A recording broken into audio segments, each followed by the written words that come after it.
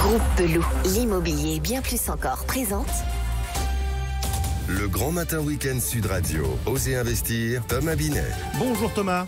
Bonjour Jean-Marie. Que faire de votre argent? Où le placer? Comment le placer? On parle de quoi aujourd'hui? Le conseil de la semaine, c'est faut-il baisser le prix de vente de son bien immobilier dans le contexte actuel? Ensuite, on va recevoir Jean-Marc Peter, directeur général de Sofidy.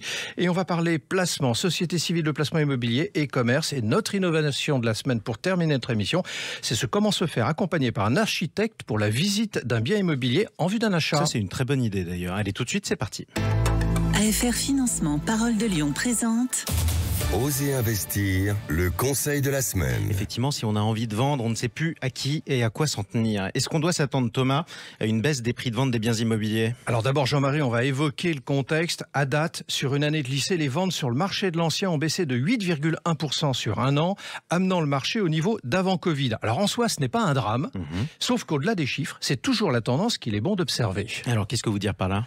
En fait, on risque d'être en dessous du million de transactions d'ici l'été. Cela présage une baisse des prix de vente, inéluctablement. Et pour autant, les vendeurs, au moment où nous sommes, ne veulent pas les baisser, ces fameux prix. Ils campent sur leur position et espèrent une reprise du marché. Alors, selon les notaires de France, c'est le mouvement haussier des taux de crédit qui pénalise les emprunteurs. 6 agents immobiliers sur 10 pointent une hausse des ruptures de compromis de vente et 80% des agents immobiliers font face à des vendeurs inflexibles sur la baisse des prix. Les principales victimes de cette situation sont évidemment les primo-accédants à régime modeste. Et c'est toujours sur les mêmes que ça tombe, malheureusement. Est-ce que vous considérez, Thomas, qu'il faille baisser le prix de vente de son bien immobilier actuellement? Alors ça va devenir incontournable dans les mois à venir et assurément l'année prochaine si la situation ne se débloque pas. Alors pas partout, de la même manière, en France, ça va être différemment jugé, mais la tendance sera celle-là. Pour que les ventes repartent, il faudrait conjuguer la baisse des prix et conditions d'emprunt plus favorables. Alors sur ce dernier point, c'est ça qui risque de poser problème, car ce n'est pas la volonté des décideurs et des pouvoirs publics d'aller sur ce chemin, bien au contraire, Jean-Marie. Alors du coup, le robinet de crédit ne risque pas de s'ouvrir à grand flot. CQFD, mon cher Jean-Marie, la baisse des prix, c'est pour demain, voire après-demain ou plus tard. Effectivement, en tout cas, c'est pas forcément des perspectives réjouissantes, notamment pour les acheteurs. Merci Thomas. Tout de suite, on accueille votre invité Jean-Marc Peter. Bonjour à vous. Vous êtes le directeur général de Sofidy depuis 1987.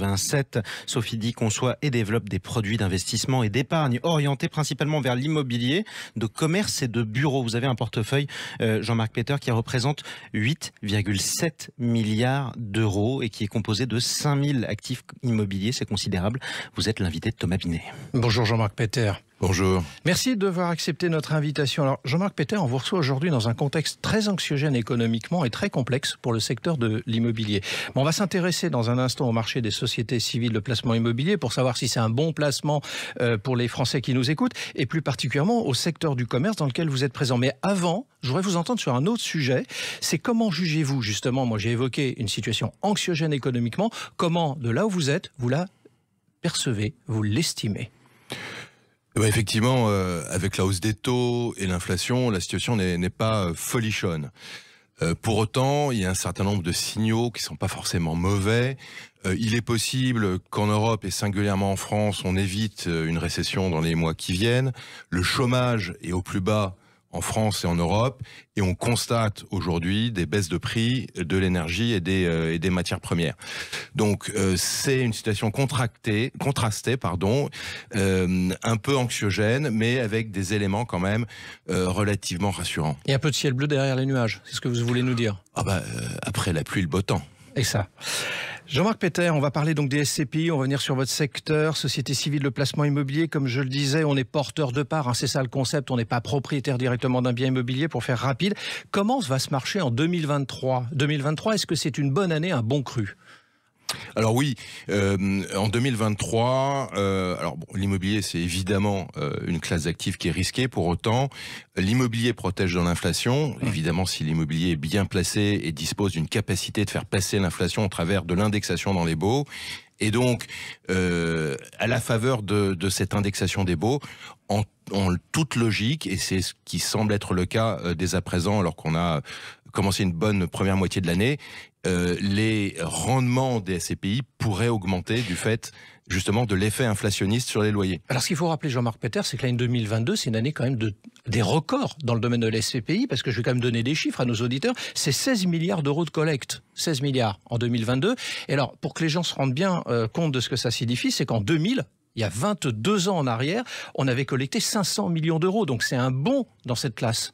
Alors effectivement, le chiffre peut paraître impressionnant, 16 milliards c'est beaucoup, mais ça reste quand même un produit assez confidentiel, puisque si vous prenez ce que les Français investissent en assurance vie, et notamment dans les fonds en euros, c'est 1800 milliards.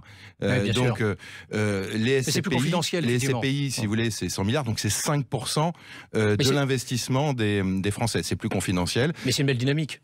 C'est une belle dynamique, on commence à être connu de plus en plus, mais on existe depuis 60 ans en fait.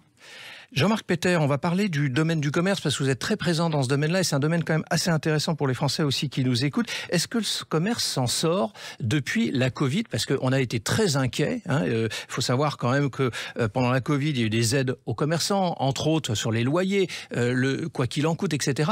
Comment ça s'en sort aujourd'hui? Alors, c'est vrai que nous, on est directement connectés au commerce et aux commerçants.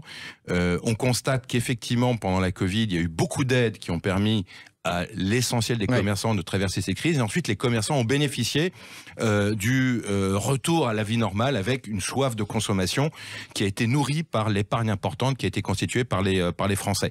Et donc, le commerce fonctionne peut-être mieux que ce qu'on entend. Il y a souvent des discours catastrophiques. Juste un exemple, il semblerait que la restauration à l'extérieur en 2022 ait fait un chiffre d'affaires supérieur de 20% à celui de 2019 avant Covid. Donc c'est de bons présages. Alors, c'est de bons présages. On est quand même dans une situation, comme on le disait tout à l'heure, assez anxiogène. Donc, on ne va pas imaginer une consommation des ménages qui va s'envoler. Pour autant, je pense que les commerces, et notamment le commerce de proximité en France, est quelque chose qui est assis sur de solides bases. Alors, je vais m'intéresser à une autre forme de commerce, moins de proximité. Je vais reprendre votre formule. Pour autant, on voit des enseignes comme GoSport, qui a été reprise par Intersport après toute la déconfiture qu'on a évoquée. Gap France, qui est reprise par une société qui s'appelle Spodis. La Grande Récré, qui est en liquidation judiciaire et qui connaîtra son sort le 9 juin. Ne sommes-nous pas à la fin d'une époque de type de distribution, les grands espaces où les gens viennent en périphérie de ville? Est-ce que le commerce ne doit pas, en d'autres termes, se réinventer?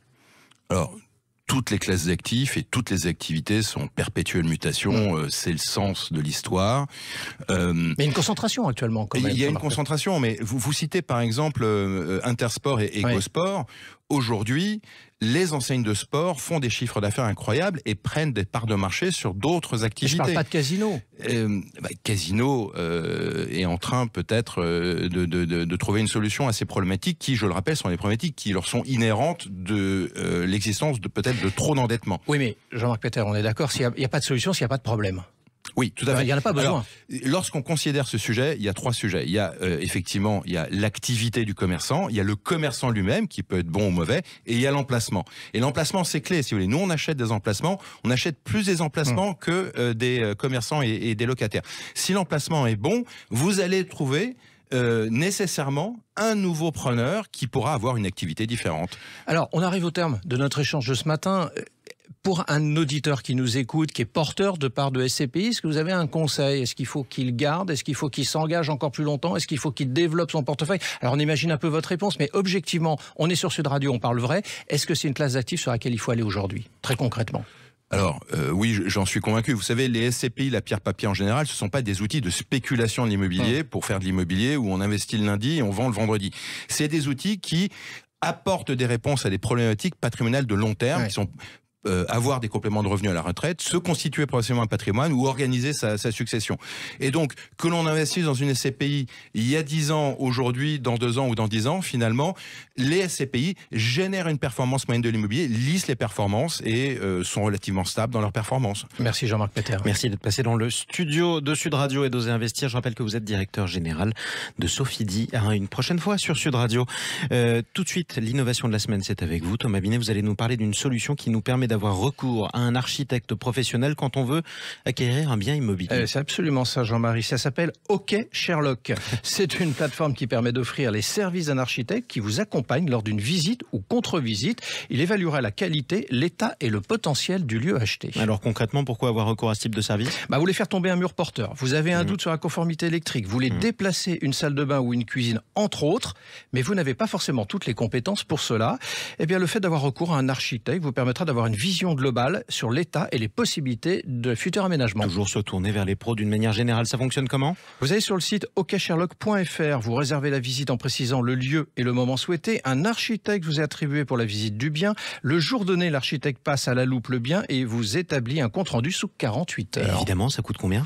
Alors, il y a différentes tarifications. 120 € pour moins de 50 mètres carrés, 150 entre 50 et 100 mètres carrés et 220 € supérieurs à 100 mètres carrés. Ça va être utile, entre autres, pour les passoires thermiques, parce qu'il va y avoir beaucoup de choses sur ce sujet-là dans les mois qui viennent. Et vous voulez en savoir plus, Jean-Marie ? oksherlock.fr. Ok, Sherlock ou élémentaire, mon cher Thomas Binet. On vous retrouve un prochain dimanche sur Sud Radio pour un nouveau numéro d'Oser Investir. À bientôt. Merci, bon dimanche à vous. Le Grand Matin Week-end Sud Radio. Osez investir, Thomas Binet. Avec Groupe Peloux, l'immobilier et bien plus encore.